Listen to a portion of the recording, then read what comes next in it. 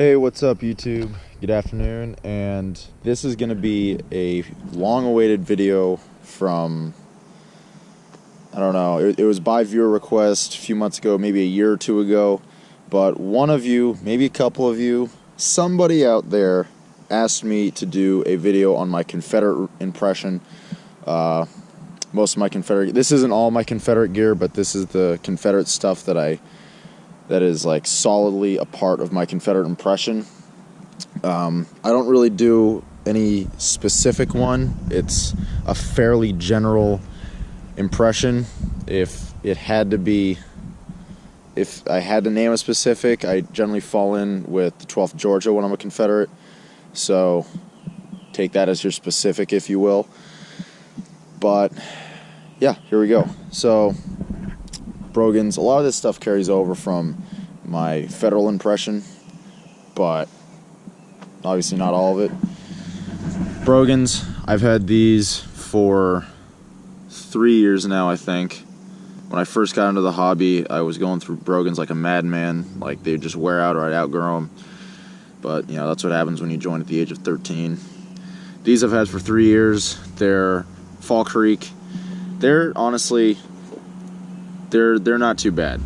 For the money you pay for them, the quality's not too bad. They're not, you know, amazing, authentic, you know, out the wazoo freaking replicas, but they work, and once you beat them in like this, they look great. I've had to do, you know, some touch-ups. The bottom part of the sole kind of flapped off, so I just kind of cut it off. The main body of the shoe separating from the sole, but hey, looks good. And I had to do a little repair right there with a little steel nail. But they hold up good, still fit me, still work, still march a mile in them. Wool socks, nothing too special about those. Cotton drawers. These I didn't get from anyone. These were actually made at home, and the buttons aren't 100% authentic. I think they're like the shell buttons or something, but they work. They're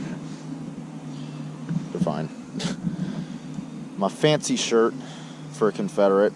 I originally used this a couple times for Union, but it just felt like too much blue, so I just kind of stopped using it.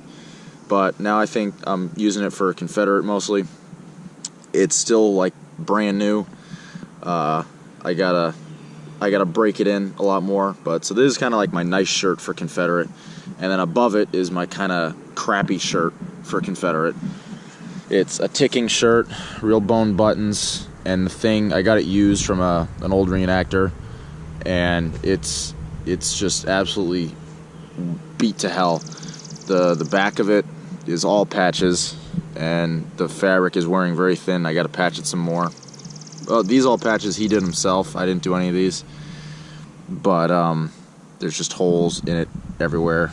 So it's a good kind of rough campaigner type shirt. You know, you've been on the march for a very long time, especially being a Confederate. This is a really good raggedy shirt to wear. Gambler hat. That originally came from Blockade Runner quite a few years ago. It has changed its form almost entirely since I bought it. Originally this was perfectly round. Now it's got a kind of fedora type shape just from the way I grab it. This band originally came on it. This little bow friggin' whatever this is did not originally come on it. That I put on there at some point. The brim is completely beat down, but it's a nice beater hat now. And I use this a lot more than I actually use my jean wool kepi over there, which I got at not really a Sutler Row, but it was a reenactor flea market. I don't know, I didn't catch the guy's name, but he makes a lot of these. They're completely hand done. It's a leather brim, it's not a canvas one. I think I paid like 45 bucks for this. So for the money, it's you know, handmade kepi. It's not too bad. It's supposed to be a Richmond Depot kepi, and it's pretty nice. I like it. I don't wear it that often, Mainly, I would wear it for maybe earlier war stuff.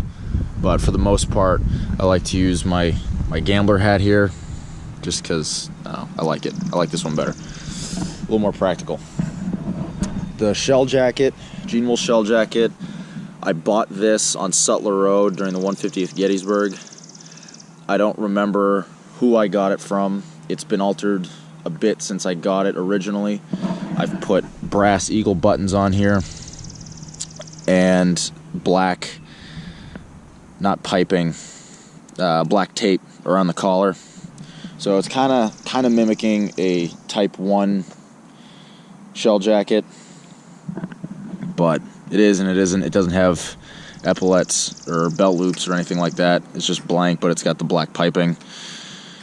Pretty nice jacket. I forget how much I got it for. I think it might have been 40 something, but just regular old cotton liner.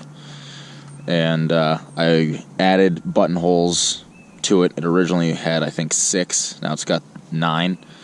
And it had wood buttons, which I might put wood buttons back on it, but I kind of like the brass button look.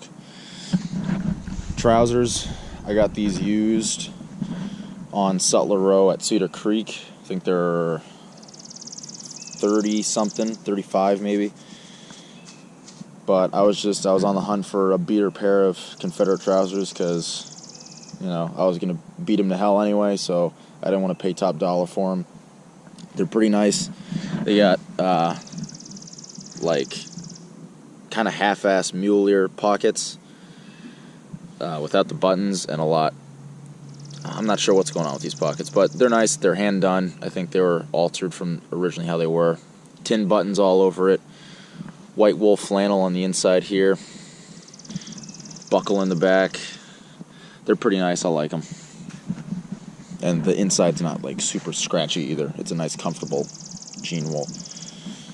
My belt rig, which the bayonet, cartridge box, and cap pouch all carry over from Federal.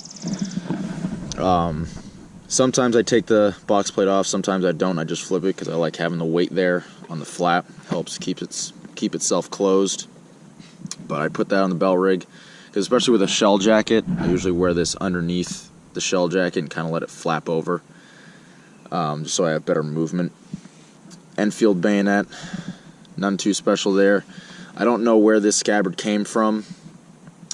It came when I bought my rifle. The bayonet, scabbard, and the rifle all came together. Cartridge box, I got this somewhere in Gettysburg. One of the vendors' shops in Gettysburg. I have no idea who, so don't ask. And I don't even remember what I paid for it. But it's nice, and it works, and it's literally the only cartridge box I have ever owned. And we got some rounds in there. Cool. Came with tins. Don't ask me where I got it, because I have no idea. All I could tell you is some sutler shop in Gettysburg, in town. Cap pouch, I got this used from, I think, maybe Blanket Brigade Sutlery. I think they're a local New England area, or New York sutler. Not sure where exactly, but I got this used from them with a holster and a different belt. I've been using it ever since. It's pretty nice. Put new wool in it. The belt that all this is on is an iron buckle Navy belt, actually. I originally bought it out of Blockade Runner's Navy section.